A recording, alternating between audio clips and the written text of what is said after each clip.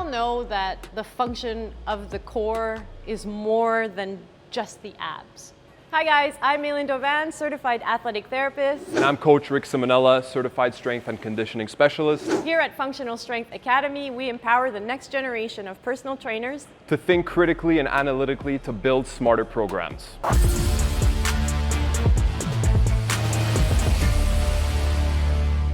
One thing that I heard somewhere, I don't remember where, but someone said pelvic tilt is the ultimate consideration for the core. And that for me was really like, oh yeah, that's true, because the core is everything that happens in your midsection that will allow you to create a good bracing. People's ability to do that can depend on many factors. What we really want to be able to do when we choose core exercises is be picky in our choices, because we're trying to teach people to control their pelvis. Oftentimes, all we do is say, I know the core is important, so I need to throw in some core exercises into my training, so I'm gonna throw in a plank, a Pallof press, or anything like that, but without really bringing the analysis further than that. What I mean by that is that people have trouble controlling their pelvis typically in two different ways. Some people will be too anterior tilted, and they will tend to use their low back to create stability. Some people have a flatter low back, and they tend to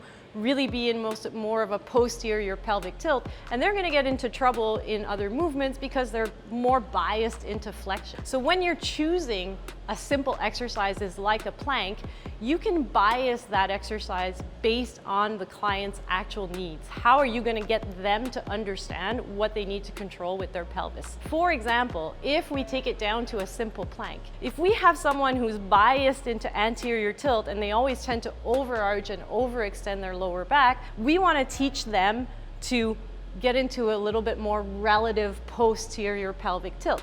So a great exercise to do that is the plank, the regular straight up plank. So we're going to have Ricardo show a regular plank, so forearm plank. And in the forearm plank, we're going to have him imagine that he's pulling his elbows towards his heels, and that's going to bias flexion, right? It's going to bias flexion, and it's going to get him out of this lordotic, low back extensor facilitated position. So that would be a great plank. Thanks, Rick. I know you're doing a great job on that plank. So that will be great for someone who's biased into extension. On the other hand, if I have someone who's more biased into flexion, someone who's a flatter back, posterior tilted pelvis, flatter butt, I want to get them to be able to get into their extensors more, get into more relative anterior tilt. So I'm actually going to reverse that plank and do a reverse plank or a Chinese plank where they're doing a plank off their back. And doing a plank off their back, now I'm biasing that low back extension, right? So I'm taking them out of their tendency to be more posterior tilted and more flexed, and getting them into extension. Okay, so that's a way to just take a simple plank and just be more specific about it based on your client's needs.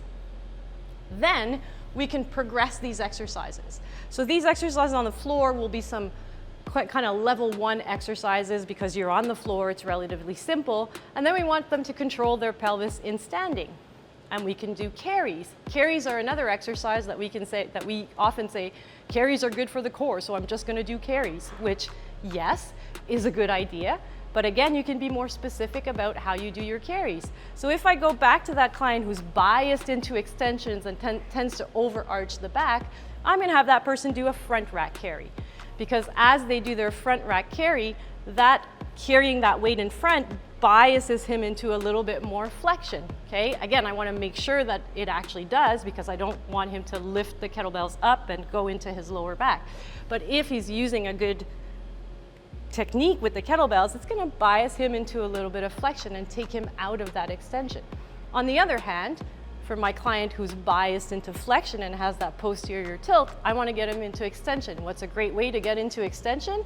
Get those kettlebells overhead. So he's going to do an overhead hold, and overhead biases him into lumbar extension. Rick is doing a great job because I gave him like heavy kettlebells. I wanted him to be challenged, right? So bias in the front for flexion, bias up overhead for extension. regular plank for flexion, reverse or Chinese plank for extension.